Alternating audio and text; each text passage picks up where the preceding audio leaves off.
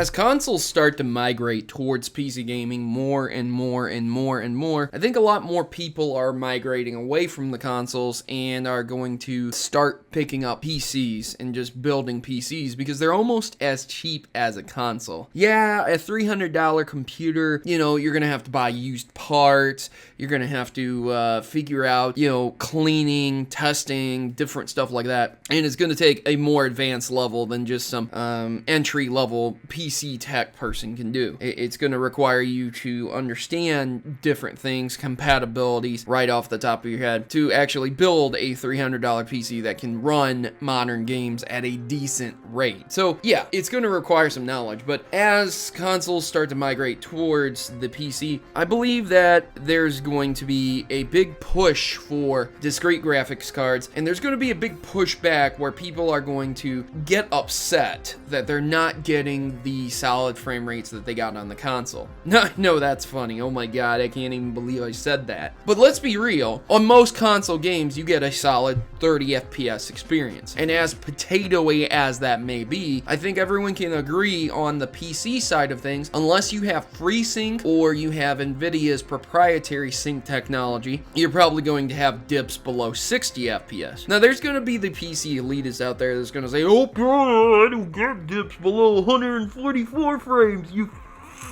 fucking potato.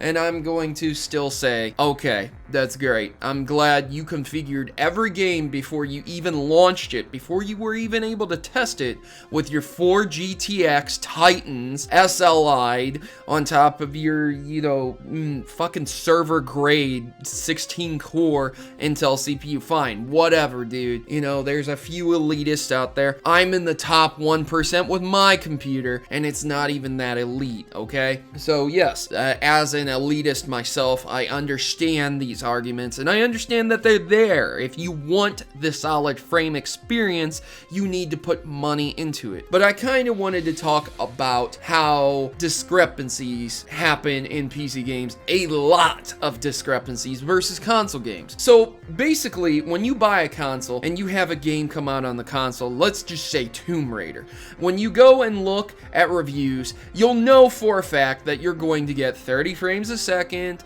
1080p quality, and that's how the game's going to be. Maybe it'll dip down below in certain moments. So in each game review, they'll tell you, oh, when you look at fire, it's gonna drop the frames. When the shit hits the fan, it's gonna drop the frames. Okay, I got that, I understand that, but you know what your experience is gonna be on the console.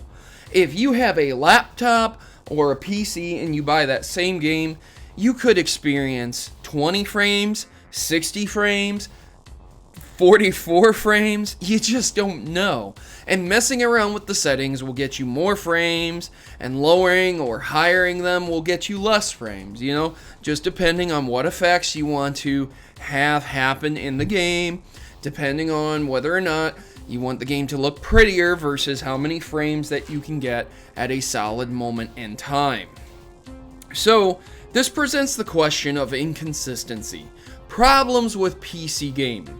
And this is the most prevalent and massive problem that deters a lot of hardcore PC gamers away from PC gaming in general, and it deters a lot of console gamers away because it's extremely disappointing when you buy a $300 to $400 graphics card and all you can run your games in is 40 to 50 frames when you knew that other people with similar builds were getting 60 to 70 to 80 frames. And then you come to find out, oh, my AMD 8350 is the bottleneck, or oh, my 8 gigabytes of RAM is the bottleneck, or oh, my motherboard is the bottleneck, it's just too old. And then you have to end up shelling out another $1 to $2 to $3 to $4 to $500 just to upgrade your motherboard and CPU combo, just to get more RAM. Maybe you even need to buy an SSD.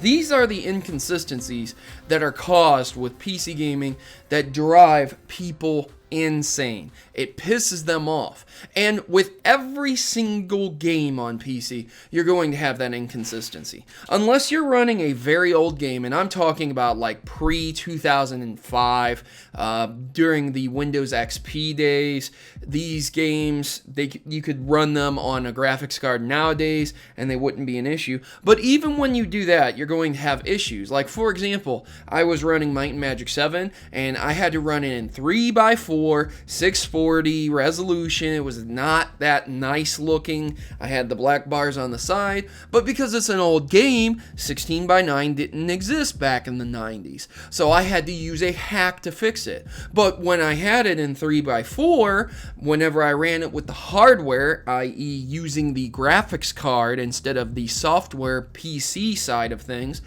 it would flicker the screen because the refresh rates weren't matching up properly.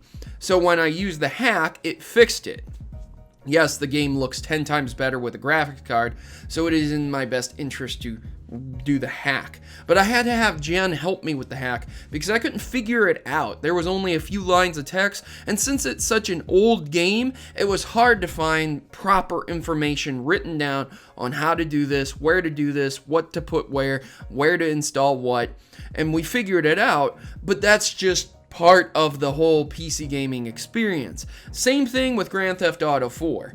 Grand Theft Auto 4 has an issue in it where they didn't really think cards would exist that were above 2 gigabytes of VRAM. Now, in order to have a card recognized with more than 2 gigabytes of VRAM, sometimes you have to hack the registry and allow the game to say, okay, yeah, I can recognize up to 8 gigabytes of VRAM, and I can use 8 gigabytes of VRAM. Otherwise, you have to play the game on the absolute lowest settings. Now, do you think a console peasant who migrated over to PC gaming, got that game for $5 and just wanted to try it out, would be able to figure that out right off the top of their heads?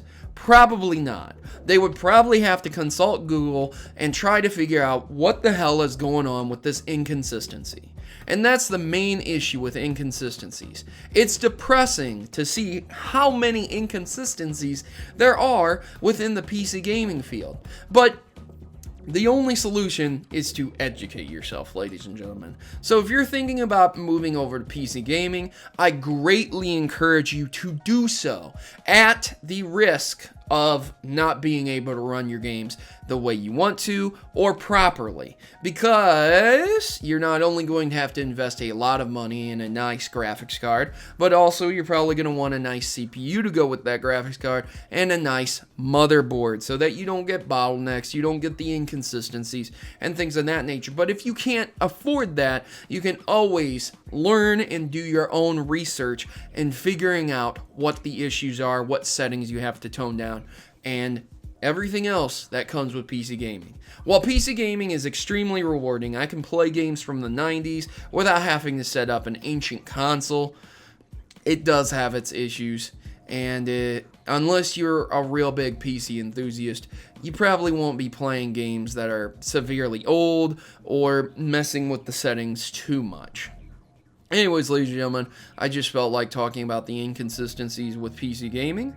If you guys have something to add to the conversation, please comment it down in the section below. And I think that'll do it for today. I've been your host, Protomario, and I'm signing out. And as always, good gaming, and God bless, ladies and gentlemen.